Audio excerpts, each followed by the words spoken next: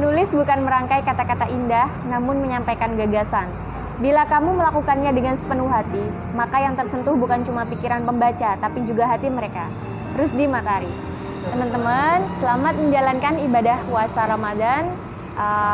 Selama kita menjalankan ibadah suci Ramadan ini, kita tetap harus maksimal dalam beribadah dan juga semangat untuk melakukan hal-hal yang positif di waktu puasa ini untuk mengisi hari-hari kosongan kita. Terus terang, sedih rasanya kehilangan penulis yang sangat inspiratif. Aku manggilnya Cak Rus karena aku selalu terpukau sama karyanya yang berjudul Merasa Pintar, Bodoh Saja Tak Punya, seperti itu.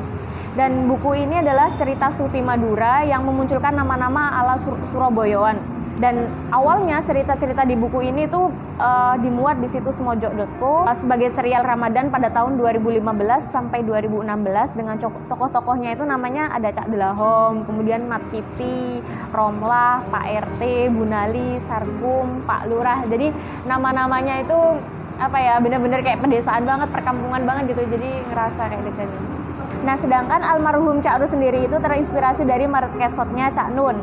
Jadi beberapa kisah memang cerita yang dituturkan oleh Cak Nun dan Syekh Maulana Hizbul Al-Watani. Saya akan mengupas beberapa cerita kisah-kisahnya yang dekat sama kita. Pertama adalah tentang menyambut Ramadan.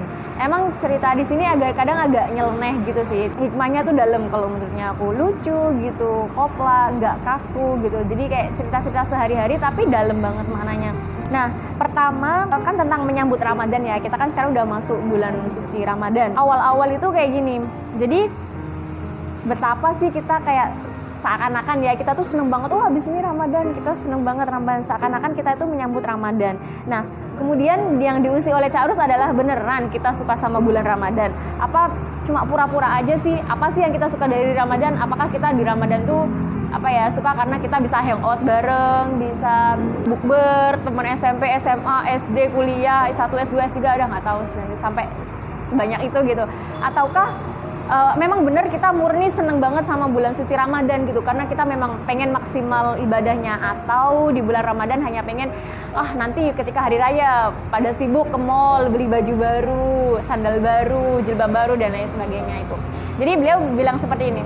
Salah satunya kan tokoh utamanya kan Cak Delahom, yang Cak Delahom itu dianggap sebagai orang yang agak sinting di desanya, tapi sebenarnya beliau itu punya keilmuan yang tinggi lah, sufi banget beliau itu pokoknya. Beliau mengatakan seperti ini, apakah benar kamu emang suka sama Ramadan? Gini loh, logikanya itu kayak gini, Allah kan pasti tahu ya kita, kalau memang kita suka sama Ramadan, kita suka sama puasa, kenapa diwajibkan seperti itu? Sesuatu yang diwajibkan itu adalah karena sesuatu itu nggak disukai oleh manusia gitu. Coba kalau misalnya kita suka makan roti, ngapain kita diwajibkan makan roti? Wong kita juga suka makan roti, seperti itu loh. Jadi benar-benar diotak-atik banget logikanya di sini. Jadi beliau bilang seperti ini. Kalau jujur secara manusiawi, pastilah manusia itu sukar untuk berpuasa, nggak mau gitu loh, nggak seneng, pasti manusia itu nggak seneng buat berpuasa. Tapi kata Cak Delahom dalam cerita ini berkatanya seperti ini, semestinya kita terus terang sama Allah, bukan kayak sok-sokan, ya Allah aku seneng banget Ramadan, tapi kita jujur sama Allah, ya Allah kita terus terang, kita nggak suka puasa, kita nggak suka sholat, tapi kita akan siap dan ikhlas melakukan apa yang nggak kita sukai, hanya demi Engkau ya Allah. Itu yang ditekankan oleh Cak Delahom seperti itu. Jadi bukan semata-mata kita hanya menutupi kebohongan-kebohongan, aku seneng banget Ramadan, karena orang yang suka dengan datangnya bulan Ramadan tuh pahalanya bertumpu dan dosanya akan diampuni, seperti itu kan. Tapi ya, esensi yang diajarkan oleh Cak Delahom dalam cerita ini itu adalah bahwasanya kita jujur sama Allah, kita nggak suka puasa, kita nggak suka sholat dan lain sebagainya, kita malesan, tapi ya Allah demi Engkau kita akan melakukannya dengan ibadah yang maksimal, dengan yang terbaik. Intinya kita selalu belajar gitu, meskipun kita awalnya memang nggak suka, ya Allah nafsu kita terlalu besar untuk melakukan hal-hal ibadah yang bisa mendekatkan diri kita kepada Engkau ya Allah, seperti itu. Kemudian yang kedua tentang Mat Piti. Jadi kalau Mat Piti di sini adalah seseorang yang bisa dibilang sebagai tokoh masyarakat gitu. Tapi beliau agak polos juga sih, karena Cak Delahom yang dianggap sinting sama orang-orang kampung, tapi beliau keilmuannya sebenarnya udah tinggi banget. Sama Cak Delahom diginikan, Mat Piti, kamu katanya orang Islam gitu.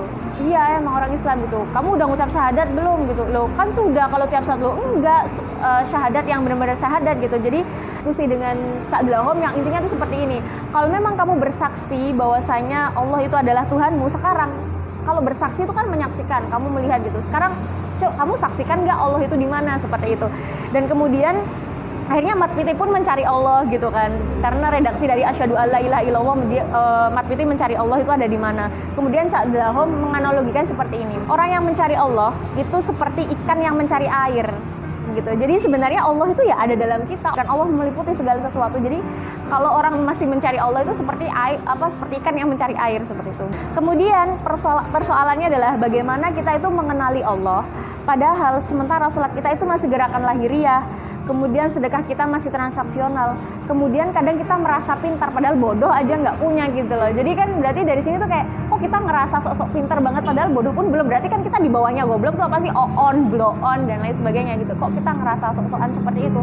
Padahal kan kalau misalnya sholat kita udah benar kan, as-sholatu tanha 'anil fahsya'i wal munkar. Kalau misalnya sholat kita benar, pasti jalan hidup kita itu akan benar. Nah kalau misalnya ada yang bilang ini sholatnya tuh rajin banget gini, tapi kok adabnya, akhlaknya masih buruk dan lain sebagainya. Nah, itu perlu dipertanyakan, apakah sholatnya udah benar, apakah hanya sekedar gerakan lahiriah seperti itu. Kemudian selanjutnya, saat kita bersedekah, kita tidak dianjurkan untuk menghitung-hitungnya atau mengingat-ingatnya. Jadi ibarat kalau misalnya kita tuh mau sedekah itu ibarat kayak kita misalnya berak atau kentut gitu. Bisa nggak sih kita ngitung selama seminggu kita berak berapa kali atau selama sebulan kita berak berapa kali. Nah seperti itulah rasa ikhlas itu ketika kita menyedekahkan itu diibaratkan seperti itu.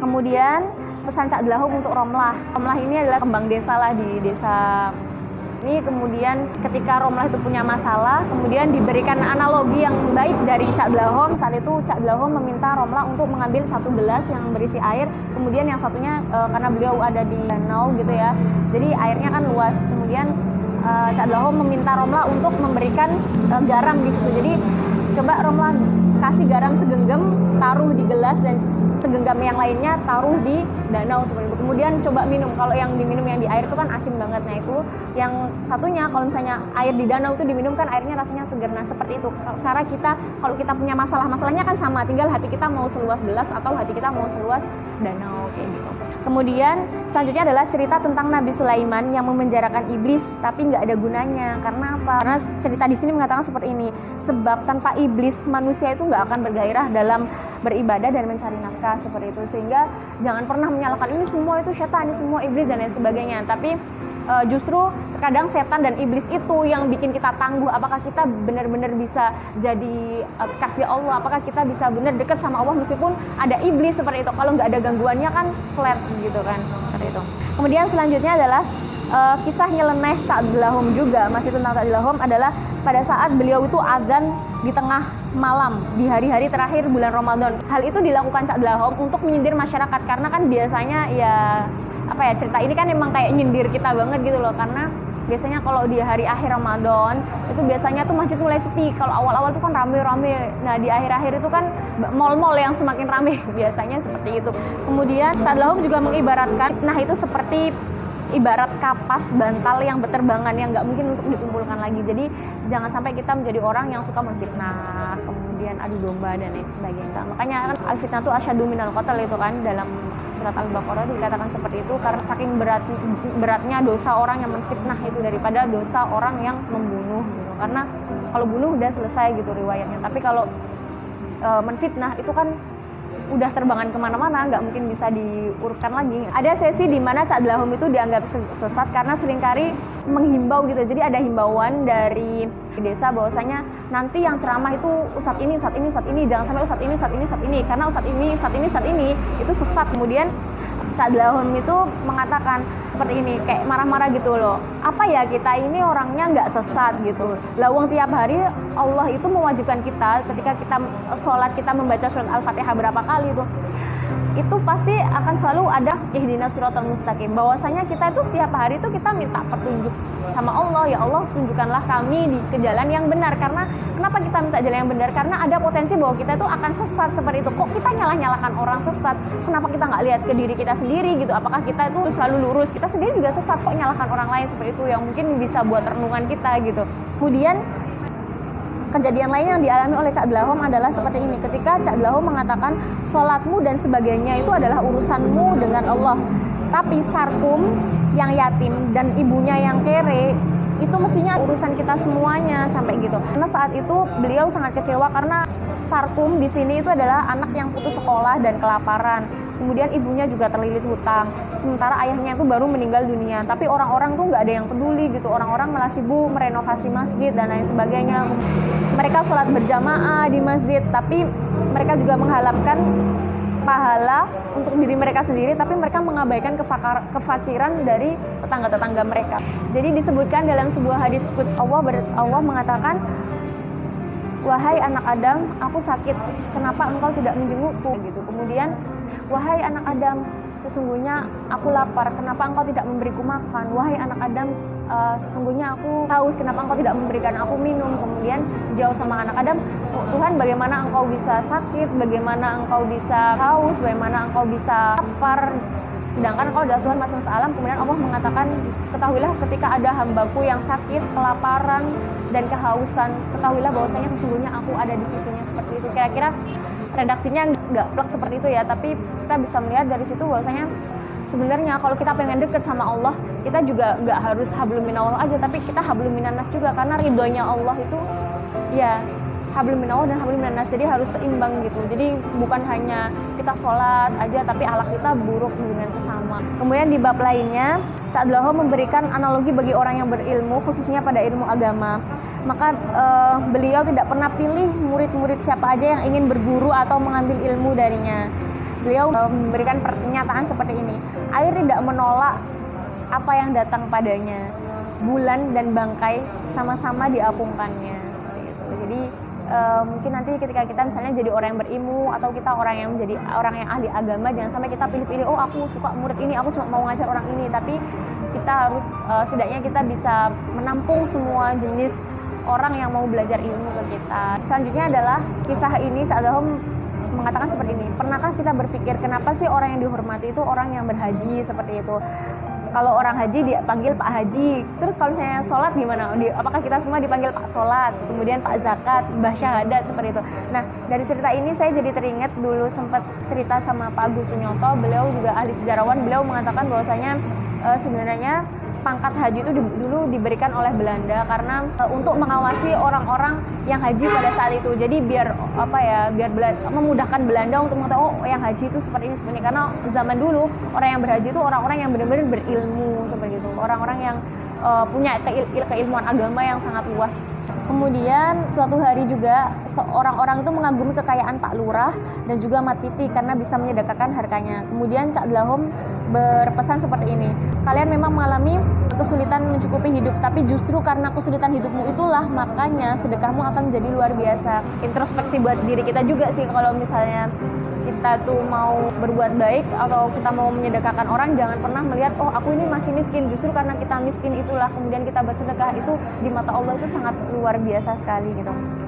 Kemudian di bab akhir, Ca'dloho mengatakan bahwasanya ada beberapa hal yang membuat hati manusia itu lebih keras daripada batu, yaitu yang pertama sering berdusta, tidak amanah, kemudian pendendam, jarang minta maaf, dengki, dan kikir.